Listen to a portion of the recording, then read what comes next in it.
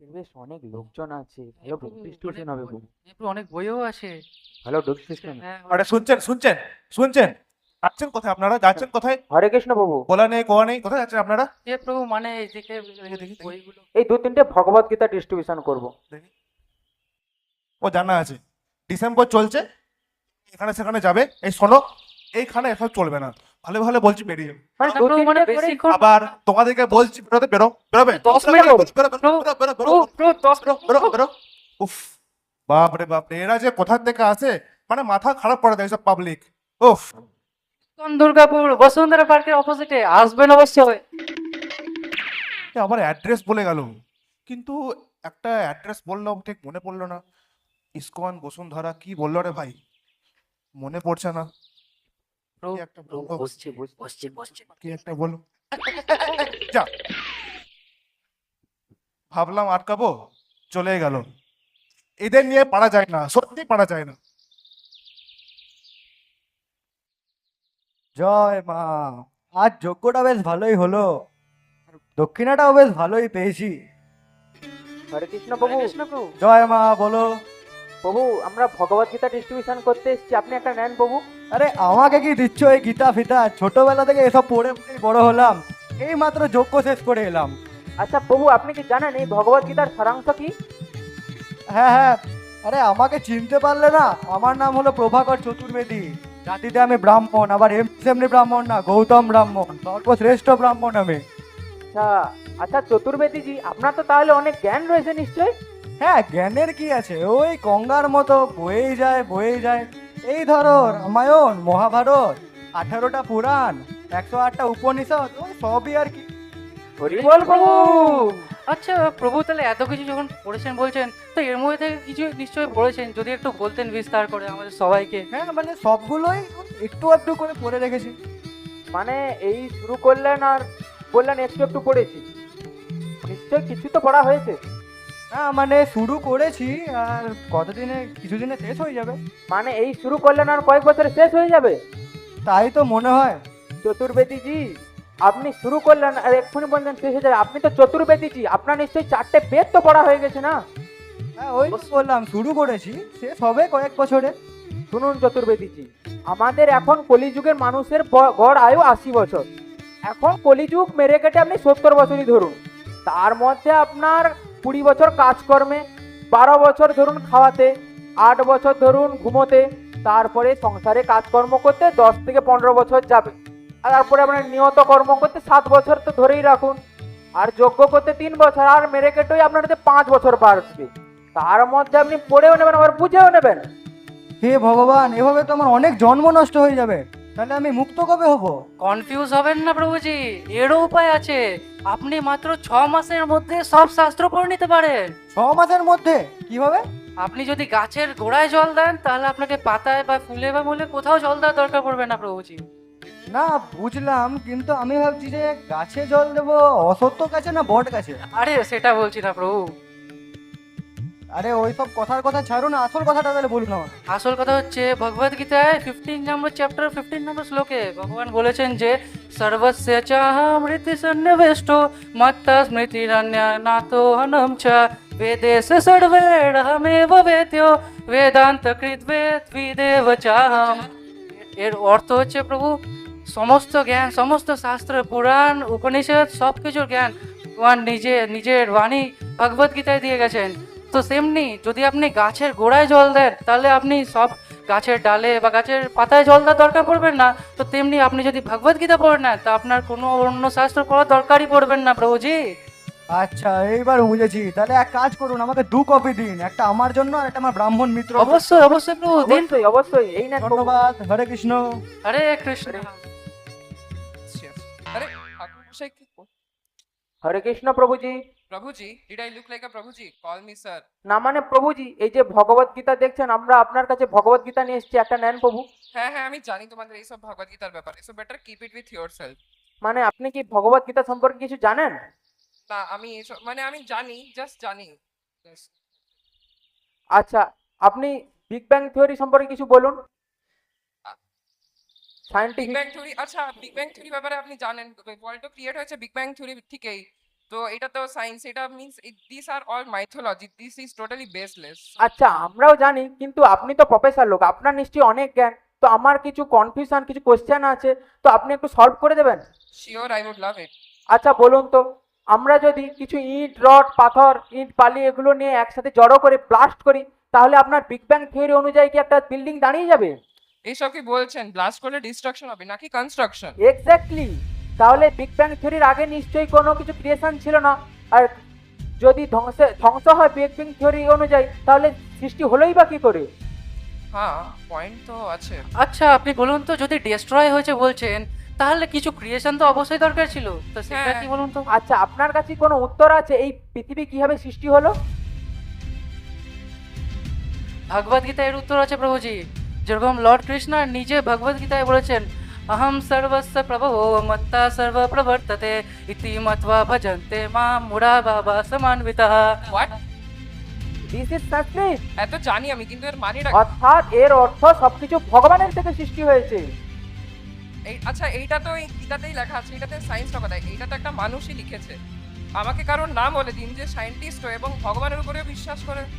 আচ্ছা অনেক সায়েন্টিস্ট আছে এরকম ফেমাস, যেরকম Albert Einstein, Isaac Newton, Nikola Tesla. এরা সবাই নিজেরা ভগবদ গীতা অ্যান্ড ইভেন আমার বেদিক স্ক্রিপচার্স নিয়ে রিসার্চ করেছেন, অ্যান্ড অ্যাট দি এন্ড ওরা সবাই তাদের নিজেদের philosophical answers and scientific reasons খুঁজে পেয়েছেন। এছাড়া আরো শুনুন স্যার, 2015 সালে বৈজ্ঞানিক রিসার্চ থেকে জানা গেছে আমাদের যে উদ্ভিদ এর বৃদ্ধির জন্য কেবল সূর্যের আলোই নয়, চন্দ্রের আলোও জরুরি।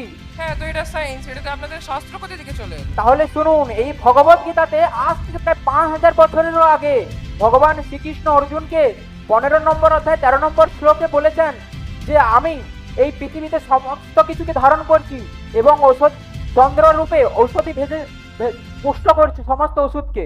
হ্যাঁ হ্যাঁ, হোয়াট এভার। আরও আছে শুনুন প্রভুজি। আমি নিজে না, মেডিকের জন্য শুনে তো- লেট হচ্ছি। শুনে তো remediation। যান। আরে, আপনাদের প্রভু। জন্য আবার টাইম ওয়েস্ট হয়ে গেল। প্রভু এনাকে কত কিছু বললাম, ফ্যাক্টস দিলাম, লজিক্স দিলাম, প্রুফস দিলাম, তাও শুনলেন না, চলে গেলেন। শান্তন প্রভুজি, আমাদের এরকম আরো অনেকের সাথে সাক্ষাৎ করতে হবে, কিন্তু আমাদের ধৈর্য হারালে চলবে না প্রভুজি। আমাদের প্রভুপাদ আর শ্রীকৃষ্ণের উপরে ধৈর্য রাখতে, ভরসা রাখতে হবে, তবেই আমরা এই গীতা প্রচার কাজে সফল হতে পারবো। ঠিক বলেছেন প্রভু। শান্ত হন প্রভু। Hello guys, welcome to my latest and greatest YouTube channel. আগে থেকে বলে রাখাটা দরকার, like share and subscribe, so that you never ever miss any of my crazy updates. তো আজকে আমরা ইস্কন দুর্গাপুর মন্দিরে এসেছি। তো তোমরা দেখতেই পাচ্ছ মন্দিরটাকে কত সুসজ্জিত করে সাজানো হয়েছে, অ্যান্ড এখানে অনেক ভক্ত ডিভোটিরাও এসেছেন। অ্যান্ড আই গেস তোমরা দেখতে পাচ্ছ না, বাট আমি স্পষ্ট দেখতেও পাচ্ছি, অনুভবও করতে পারছি। সেটা হচ্ছে ওই দূরে নানান রকম খাবারের অনেক স্টল আছে, তো সেখানকার সুগন্ধ ভেসে আসছে এদিকে। তো যাই হোক, সেদিকে আমরা পরে আসছি। আগে দেখা যাক এখানে কয়েকজন কিছু একটা করছে। হরে কৃষ্ণ প্রভুজি। কৃষ্ণা। কি করছেন আপনারা এখানে? আমরা এখানে ভগবত গীতা ডিস্ট্রিবিউশন করছি, তো একটা সুন্দর ভগবত গীতা রয়েছে, আপনি এটা বাড়িতে নিয়ে যেতে পারেন। তো গাইস, যেটা তোমরা এখানে দেখতে পেলে, এনারা এখানে ভগবত গীতা বিতরণ করছেন। তো যাদের যাদের ইন্টারেস্ট আছে তারা তারা প্রভুজি এখানে আসতে এখানে তো দেওয়াই হলো না। পারে। তো যাদের যাদের এখানে ইন্টারেস্ট আছে তারা তারা এখানে আসতে পারে। Excuse me. Bhagavad Gita please. আচ্ছা আপনার কাছে Bhagavad Gita as it is set আছে? নো হে, আমার এখন ইয়াং ব্লাড, একবারে রক্ত টকবক টকবক করে ফুটছে। আর দাদু তো এমনিও বলেছে এইসব বয়সকালে পড়ার জন্য।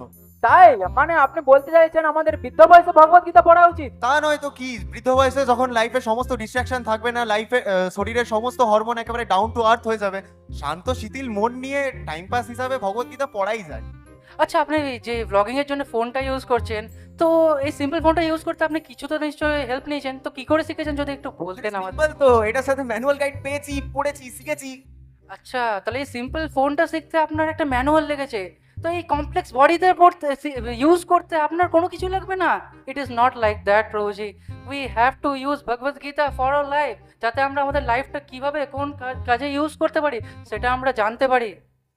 Seems to B interesting. আচ্ছা বলুন তো, ভগবত গীতা কাকে শোনানো হয়েছিল? I guess Arjun, right? Exactly, অর্জুনকে ভগবদ গীতা কুরুক্ষেত্রের ফিল্ডে শোনানো হয়েছিল, যেখানে ওয়ার চলছিল, ব্যাটল চলছিল। তো ওইখানে লর্ড কৃষ্ণ অর্জুনকে যখন গীতার জ্ঞানটা দিয়েছিলেন, তো অর্জুন কিন্তু বহুত depression, anxiety and tension, stress থেকে ভুগছিলেন।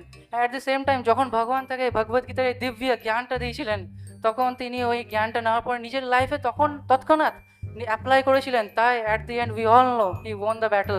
তো সিমিলারলি যদি এই ভগবদ গীতার জ্ঞানটা আমাদের নিজের লাইফে ইউজ করি, তো ইচ অ্যান্ড এভরিডে লাইফে আমরা যদি দেখি আমাদের মধ্যেও টেনশন, ডিপ্রেশন, অ্যাংজাইটি আছে, তো সেইগুলোর সঙ্গে আমরা ফাইট করতে পারবো। At end of the life we will have the bliss.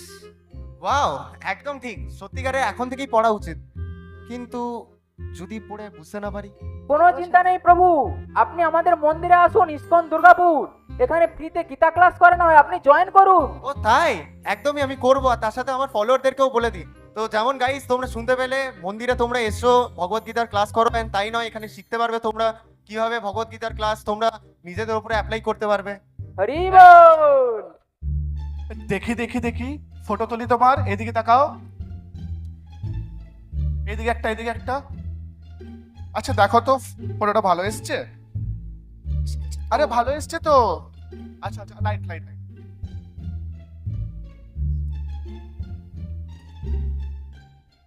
আচ্ছা এবার দেখো তো, ঠিক আছে? হরে কৃষ্ণ হরে কৃষ্ণ। হরে কৃষ্ণ। বলুন কি হয়েছে? প্রভু, আমরা গীতা জয়ন্তী উপলক্ষে ভগবত গীতা ডিস্ট্রিবিউশন করতে এসেছি, তো আপনি একটা নেন। গীতা এই বয়সে, এই বয়সে তো আমাদের এনজয় করার, এখন তো আমাদের গীতা পড়ার সময় নয়। তো ধন্যবাদ প্রভু, আমাদের দরকার নেই। না একটু প্রভু, যদি পড়ে না, দেখি। আরে না প্রভু, না প্রভু, আমাদের দরকার নেই। ধন্যবাদ প্রভু, ধন্যবাদ প্রভু। দেখুন প্রভু, না একটু। প্রভু, ধন্যবাদ। আরে ফোনটা পড়ে গেছে, কি হলো, কি হলো? ফোনটা পড়ে গেল। আরে কি হয়েছে? আমার ফোনটা পড়ে গেছে, সব তোমার জন্য হয়েছে। আমার জন্য? আমি কি করলাম? ধরতে পারতে আরে কি? আমাকে, আমার কাকে? তোমাকে? হাই কপাল।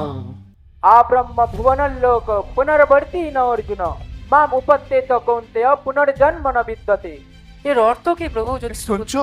এর অর্থ হচ্ছে, ভগবান ভগবত গীতাতে বলছেন, এই জড় জগতে উচ্চ গ্রহলোক থেকে নিম্ন লোক পর্যন্ত সকলেই জন্ম মৃত্যু চক্রে কষ্ট পাচ্ছে, আবদ্ধ। কিন্তু যে একবার ভগবানকে গোলকে যেতে পারে, তাকে আর এই জন্ম মৃত্যু চক্রে আবদ্ধ হতে হয় না।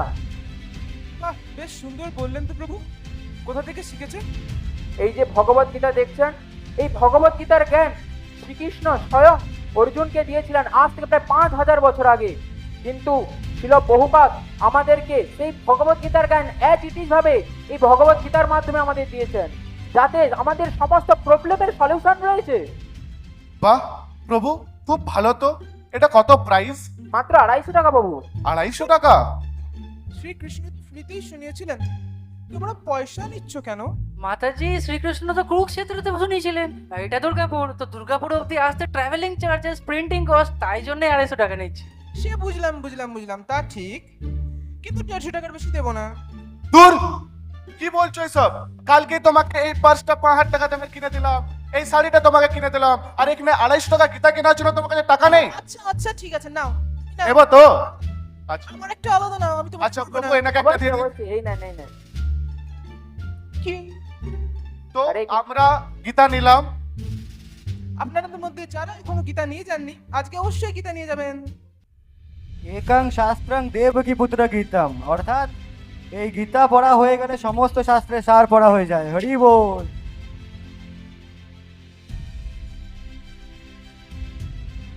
তো গাইস ঘুরে টুরে চলে এলাম with a new energy and resolution. তো ফাইনালি ভগবত গীতা কালেক্ট করতে চলে এসেছি। এদিকে দেখে দেখে দেখে দেখে। হ্যাঁ, তো যাই হোক, ভগবত গীতা নিতে চলে এসেছি, তো তোমরাও আসবে অবশ্যই অ্যান্ড কালেক্ট করে নিও ভগবত গীতা। তার আগে আরেকটা কথা, সেটা হচ্ছে ক্যামেরার সামনে আমি একটা কথা দিলাম যে এবার থেকে প্রতিদিন অ্যাটলিস্ট 15 মিনিট করে আমি ভগবত গীতা পড়ার চেষ্টা করব।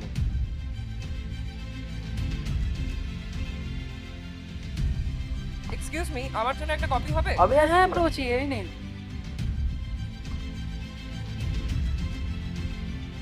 হরি বল। কি গো হরে কৃষ্ণ, দেখি, আবার চলে আরে, এসেছে। সবাইকে তো গীতা দিলে, আমাকেও গীতা দাও। গীতা নিন।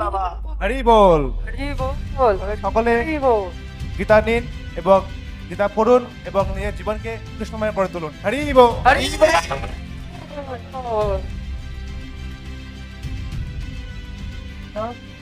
তো আপনারা দেখলেন আমাদের দুর্গাপুর ইসকন ইউথ ফোরামের ইউথরা আজকে এই ড্রামাটি করেছে। তো এই ড্রামাটির উদ্দেশ্য হচ্ছে, আমরা জানি যে ভগবদ্গীতায় আমাদের জীবনের সমস্ত সমস্যার সমাধান আছে, কিন্তু তবুও আমরা কোনো না কোনো বাহানা দিয়ে ভগবদ্গীতা পড়ি না।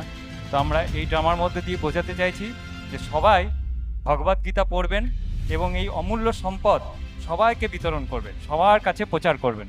হরে কৃষ্ণ।